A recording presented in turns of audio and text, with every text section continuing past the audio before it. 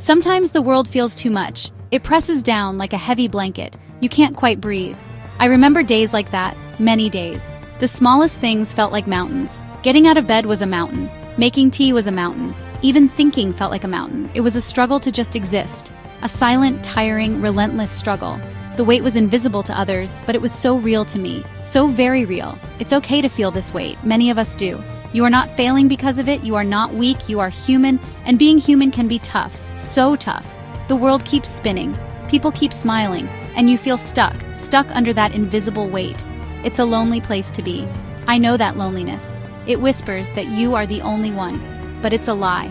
A very convincing lie sometimes. But a lie nonetheless. I once read that the bravest thing I ever did was continuing my life when I wanted to die. That sentence hit me hard. It was true. Just staying alive can be an act of immense courage. It is a battle fought quietly, often behind a forced smile or behind closed doors, where no one can see the tears or the effort it takes, the effort to just keep going, one more minute, one more hour, one more day. This feeling, this heaviness doesn't define you. It is something you are experiencing. It is not the entirety of who you are. Think of it like weather, a huge dark storm. But storms pass, they always do. Even the longest, fiercest storms eventually give way to some light. It might be hard to believe that when you are in the middle of it, when the rain is pouring and the thunder is loud, but the possibility of sunshine remains. Always. Depression often feels like an invisible rain cloud. It follows you everywhere, even on sunny days. Others might not see it. They might wonder why you are not enjoying the sunshine, but you feel the dampness. You feel the chill. It colors everything gray. Your thoughts, your feelings, your view of the world, your view of yourself. It's a persistent personal storm, a storm that rages inside. Quietly, often. It's more than just sadness. Sadness is a normal human emotion. It comes and goes. But depression lingers. It's a persistent lack of joy, a deep emptiness, like a hole in your soul. Things you once loved lose their appeal. Music sounds flat. Food tastes bland. Laughter feels distant. It's like the volume of life has been turned down, way down, and you can't find the remote to turn it back up. It feels like it's lost forever. Your mind can become your enemy. It replays negative thoughts, over and over, like a broken record. You are not good enough. No one cares. Things will never get better. These thoughts feel so true, so utterly convincing. They are part of the rain cloud. They are the cold, hard drops of rain, making you feel small, making you feel worthless. It's exhausting to fight these thoughts, truly exhausting. But they are symptoms, not truths. Understanding this feeling is a first step. Naming it can take away some of its power. It is not a personal failing. It is an illness, a real illness. Just like a broken leg is a real illness. It needs care. It needs attention. It needs kindness, especially self-kindness, which is often the hardest thing to find. When the rain cloud is dark, when it feels like it will never, ever leave your side, but even the darkest clouds can break. When you are lost in the fog of depression, routine can be a lifeline, a tiny light, a small anchor in a stormy sea. It doesn't have to be a big, complicated routine. Simple things, very simple things, like getting out of bed at the same time each day, even if you don't want to, especially if you don't want to. Just putting your feet on the floor. That can be a victory, a small, important victory. Making your bed can be another anchor. It's a small task, but it's a task completed. It gives a tiny sense of order, a sense of accomplishment, when everything else feels chaotic, when everything feels overwhelming. These small acts matter, they really do. Brushing your teeth, washing your face, getting dressed, even if you are not going anywhere. These are acts of self-care, acts that say, I am still here, I am still trying. Try to create a gentle rhythm for your day. Maybe a cup of tea in the morning, a short walk if you can manage it, a specific time for meals. These small points of structure can help. They break the day into manageable pieces.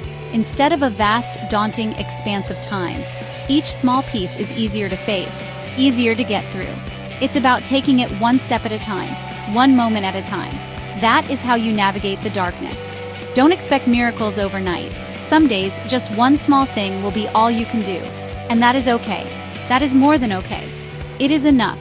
Be gentle with yourself. This is not about pushing yourself too hard. It is about finding small, steady ways to support yourself. To remind yourself that there is a path forward, even if you can only see one step ahead. Those tiny lights, those daily anchors can guide you, slowly but surely.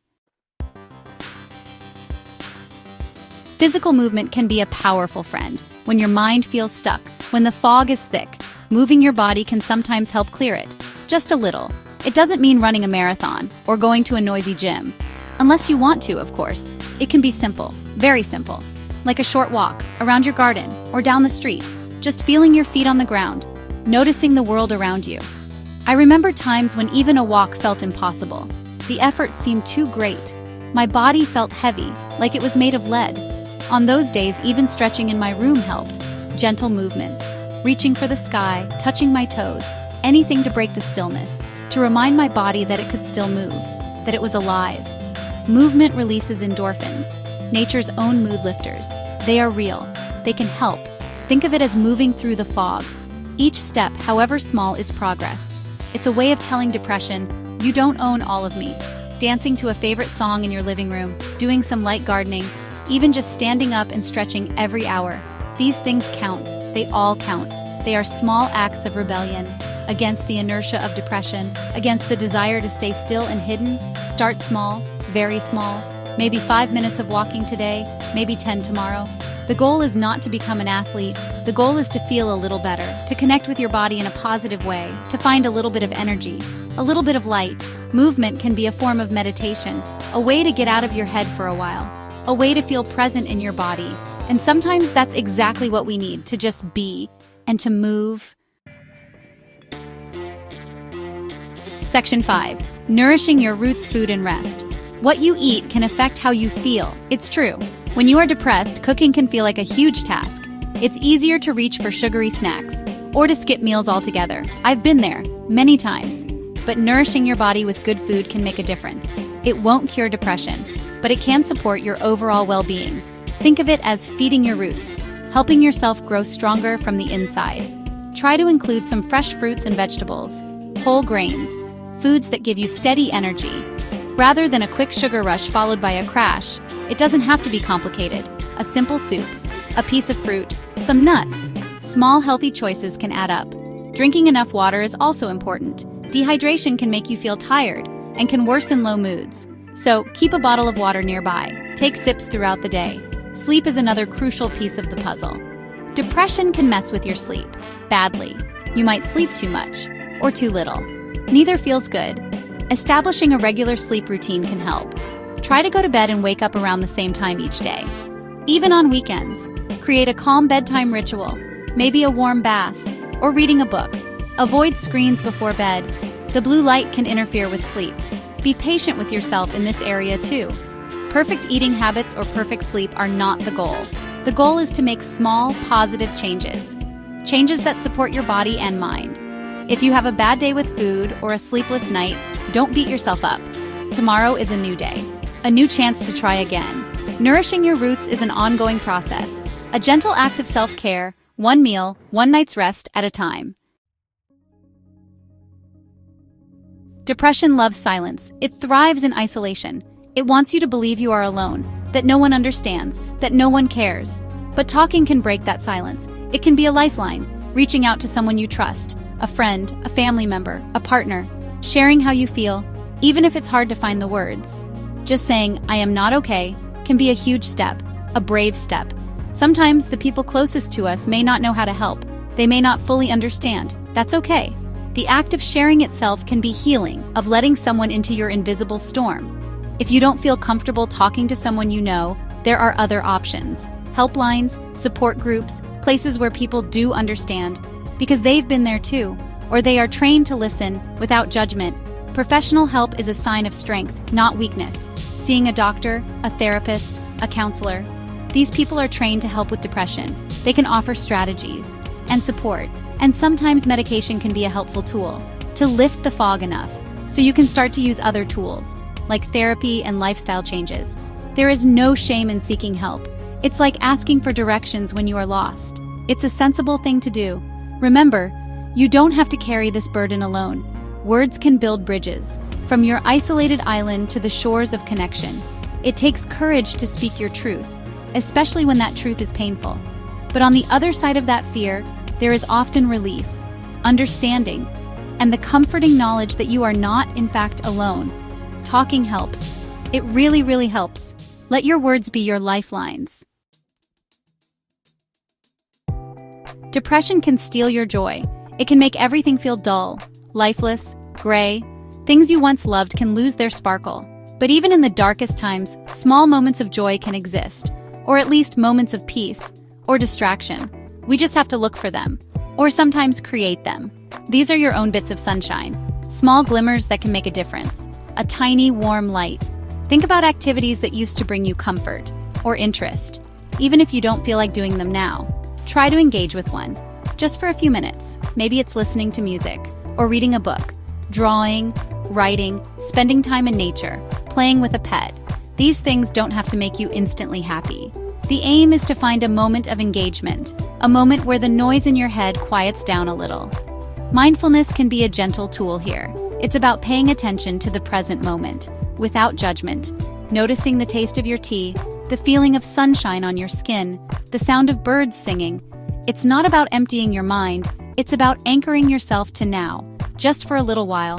This can create small spaces between you and your overwhelming thoughts, spaces where peace can enter, even if briefly. Keep a list, perhaps. A list of things that offer even a tiny spark, your sunshine list. When you feel particularly low, look at the list. Pick one thing, just one, and try it. No pressure, no expectation, just an experiment. Finding your own sunshine is about discovering what soothes your soul, what brings a moment of calm, or a flicker of interest. These small joys are like breadcrumbs, leading you back to yourself, slowly, patiently. It's easy to feel like depression will last forever, that the darkness will never lift. I have felt that way so many times. But it's important to remember that recovery is possible. People do get better. People find their way back to the light. Their stories are like echoes of hope, reminders that you are not stuck, that change can happen, that the future can be brighter than the present. These stories are everywhere. I know someone who felt like they were at the bottom of a deep, dark well. Every day was a struggle to just keep their head above water. They felt utterly alone and hopeless. But slowly, with help, they started to climb. One small handhold at a time. Therapy helped, medication helped, support from loved ones helped. It wasn't easy. There were setbacks, but they kept going, and eventually they saw the sky again. They felt the warmth of the sun.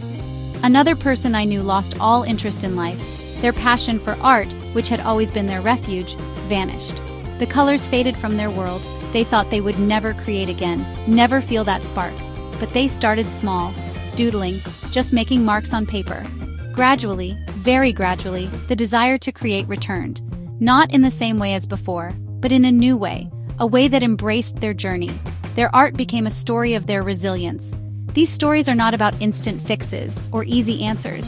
They are about courage and perseverance, and the incredible human capacity to heal. They remind us that depression is treatable, that it is not a life sentence. It's a chapter, a very difficult chapter, but not the whole story. There are more chapters to be written, chapters filled with new experiences, new joys, and a deeper appreciation for life. Hope is real. It echoes all around us.